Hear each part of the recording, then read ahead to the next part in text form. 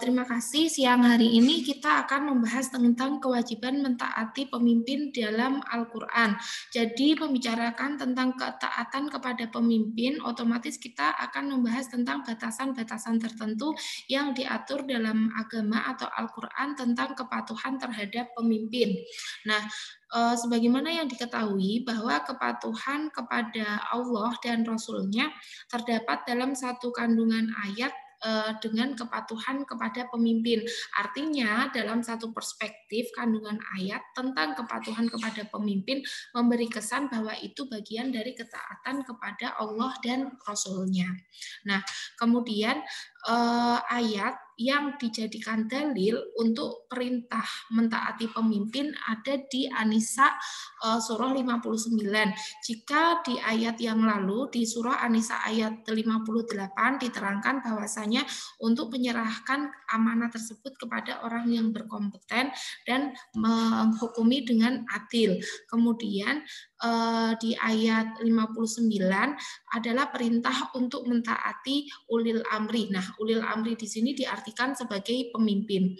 Nah, sababun nuzul dari surah An-Nisa ayat 59 ini adalah menurut riwayat Ibnu Abbas bahwasanya ayat ini diturunkan berkenaan dengan Abdullah bin Hudzafah bin Qais bin Adi ketika ia diutus oleh Rasulullah untuk memimpin suatu pasukan khusus, dan juga di dalam Sahih Bukhari Muslim dijelaskan bahwasanya suatu hari Rasulullah mengirimkan suatu pasukan khusus dan mereka mengangkat dan Rasulullah mengangkat salah satu dari mereka menjadi panglima, jadi lelaki dari kalangan Ansor.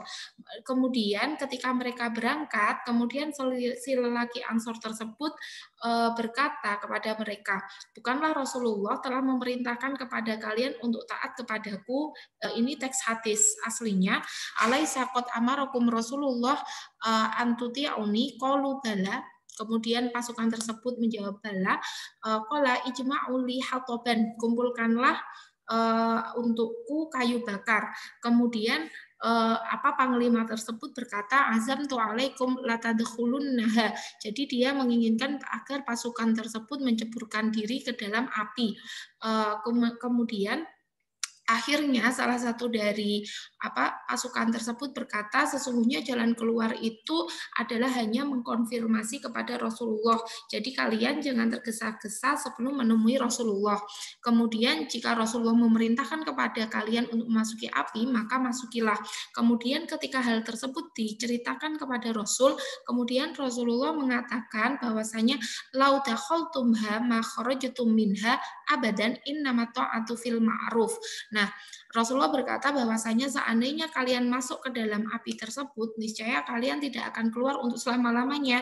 Sebenarnya ketaatan itu hanya dalam kebaikan. Berarti bisa digarisbawahi ya bahwasanya ketaatan kepada pemimpin hanya dalam kebaikan. Artinya tidak mendatangkan mudarat kepada masyarakatnya. Ini di sini sudah saya bold merah, yaitu innama ta'atu fil ma'ruf, dan hadis ini ditakhrij oleh Imam Bukhari dan Muslim lewat jalur A'mash. Nah, kemudian di riwayat hadis lain juga dijelaskan bahwasanya tunduk dan patuh di sini ada asam wa ta'atu alal mar'il muslim fima habba wa kariha malam yu'mar bi maksiatin fa idza umira bi maksiatin falasam awala ta'ah. Tunduk dan patuh diperbolehkan bagi seorang muslim dalam semua hal, baik yang disukai ataupun baik yang tidak disukai atau dibencinya, selagi dia tidak diperintahkan untuk maksiat. Jadi kepatuhan pada pemimpin itu walaupun keputusannya itu disukai ataupun tidak disukai kebijakan tersebut, maka posisi kita sebagai sebagai masyarakat maka harus mematuhi, harus tunduk dengan kebijakan tersebut. Nah, tetapi ada batasannya, yaitu apabila diperintahkan untuk maksiat. Nah, apabila diperintahkan untuk maksiat, maka tidak boleh tunduk dan tidak boleh patuh. Ini source-nya dari tafsir Quranul Azim karya Ibnu Katsir. Jadi jelas ya, jadi ketaatan itu hanya dalam kebaikan, kemudian tidak ada ketaatan ketika seseorang ketika pemimpin tersebut memerintahkan kepada masyarakatnya untuk berbuat maksiat. Nah, kemudian di hadis lain yang ditakhrij oleh Bukhari dan Muslim, illa antarahu kufron bawahat indakum fihi minallahi burhanun, terkecuali jika kalian melihat kekufuran secara terang-terangan. Jadi kita tidak boleh mematuhi pemimpin ketika melihat kekufuran secara terang-terangan yang dilakukan oleh pemimpin tersebut, dan jangan lupa ada bukti dari Allah mengenainya. Jadi ketika kita menuduhkan bahwasanya seorang pemimpin itu berbuat dolim atau berbuat kekufuran, maka harus ada bukti. Jadi kalau misalkan dalam konteks sekarang itu harus diperluas lagi bahwasanya tidak hanya dalam hal-hal kekufuran saja, tetapi misalkan ada salah satu tindakan dari pemimpin tersebut yang tidak sesuai undang-undang atau menyalahi kesepakatan, maka sebelum kita sebelum misalkan kayak kemarin demo tentang undang-undang cipta kerja yang akan diaplikasikan, sebenarnya kita harus mengumpulkan bukti dulu yang konkret, setidaknya skripnya atau setidaknya rancangan dari undang-undang tersebut yang lengkap. Jadi ada bukti bahwasanya memang hal tersebut merugikan atau tidak membawa kemaslahatan bagi masyarakat. Nah, kemudian di dalam hadis lain di sini dijelaskan isma'u wa ati'u wa inna umiro alaikum abdun habasyun ka'anna ra'sahu zabibah. Nah, kemudian ini hadis ini diriwayatkan ditakhrij oleh Imam Bukhari. Kemudian di hadis lain wa ingkana abdan habasyian mujadda'al atraf. Ini diriwayatkan oleh Imam Muslim. Jadi tunduk dan patuhlah kalian sekalipun yang memimpin kalian adalah seorang budak Habasyah yang kepalanya seperti zabibah atau anggur kering. Kemudian yang kedua, sekalipun dia si pemimpin adalah budak Habasyah yang cacat anggota tubuhnya, tetapi diwajibkan untuk mentaatinya. Jadi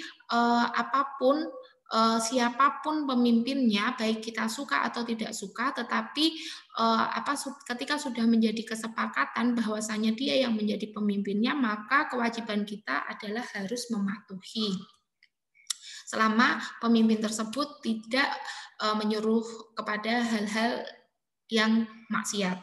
Nah, kemudian menurut Syekh Utsaimin dalam kitab Riyadhus Shalihin bahwa yang paling buruk dan yang paling jelek dari ketidaktaatan kepada pemimpin adalah ketika masyarakatnya ini menolak mengakuinya. Maka jangan sampai ketika kita menjadi masyarakat kemudian kita tidak mengakui atau kita menolak pemimpin yang telah disepakati.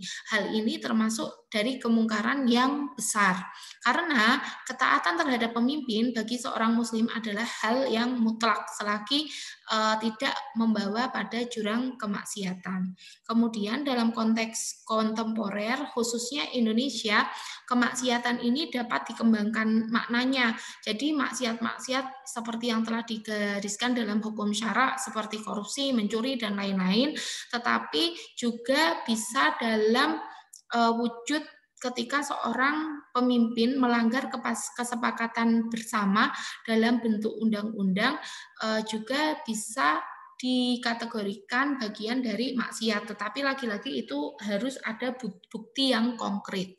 Nah, kemudian selanjutnya, bolehkah memakzulkan pemimpin? Hal ini menjadi perdebatan ulama. Ada dua pendapat. Yang satu adalah penggulingan pemerintah secara paksa tidak diperbolehkan dalam Islam. Jadi mereka berargumen dengan dalil-dalil untuk taat pada pemimpin. Contohnya di dalam hadis yang diriwayatkan oleh yang ditakhrij oleh Imam Muslim. Jadi la man waliya alaihi walin fara'ahu ya'ti syai'an min maksiatillah falyakrah ma ya'ti min maksiatillah wala yangzi'anna yaddan min ta'atin. Jadi ingatlah siapa yang dipimpin oleh suatu pemerintah lalu dia melihat pemerintah tersebut melakukan suatu tindak kemaksiatan kepada Allah, maka hendaknya dia membenci tindakan maksiat tersebut. Jadi yang dibenci itu adalah tindakan maksiatnya, tetapi jangan sampai dia keluar dari prinsip ketaatan kepada pemerintah. Jadi ketika pemimpin tersebut melakukan maksiat, maka bencilah tindakannya tersebut, tetapi prinsip ketaatannya kepada jangan keluar dari prinsip ketaatannya. Jadi selama misalkan maksiat tersebut hanya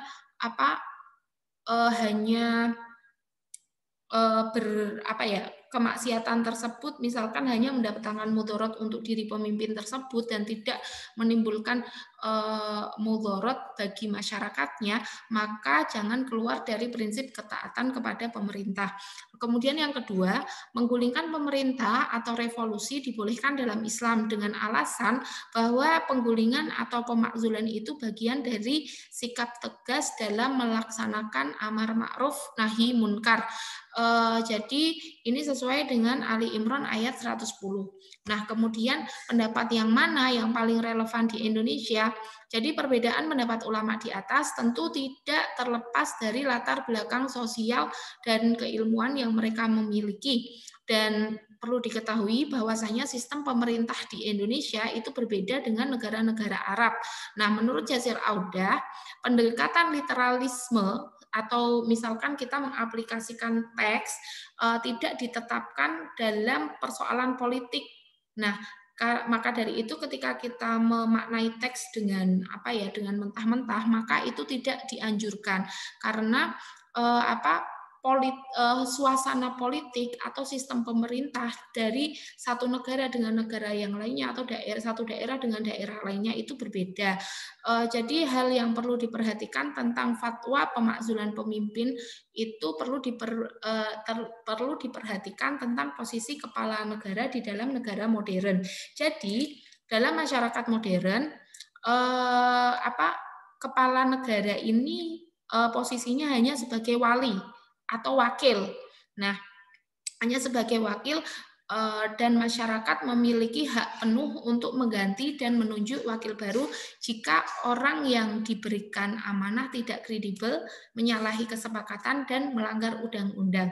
Nah, mekanismenya ketika misalkan pemakzulan, ketika dalam tanda kutip pemakzulan tersebut memang ada peluang untuk dilakukan, maka harus sesuai dengan undang-undang. Jadi ketika jelas pemimpin negara tersebut melanggar undang-undang butir yang mana, itu harus dibuktikan. Kemudian ketika kita mengikuti mekanisme yang sesuai undang-undang, maka keputusan tersebut tidak akan bersifat anarkis dalam menghadapi pemerintah seperti itu. Jadi ketika kita menemukan pelanggaran-pelanggaran, maka biarkan diproses sesuai dengan undang-undang yang berlaku. Dalam artian masyarakat dalam mengeluarkan aspirasinya, mengeluarkan pendapatnya, jadi juga tidak harus sesuai dengan etika, jadi tidak anarkis. Kemudian tindakan yang paling tepat dalam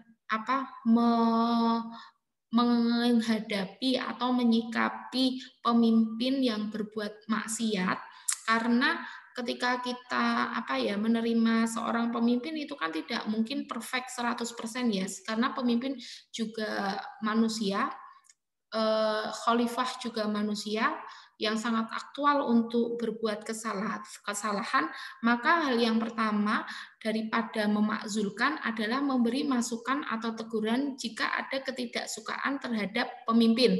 Jadi solusinya itu bukan semata-mata pemakzulan, karena jelas kalau di Indonesia itu tanpa adanya pemakzulan pun pemimpin negara itu kan ada limitasinya ketika memimpin.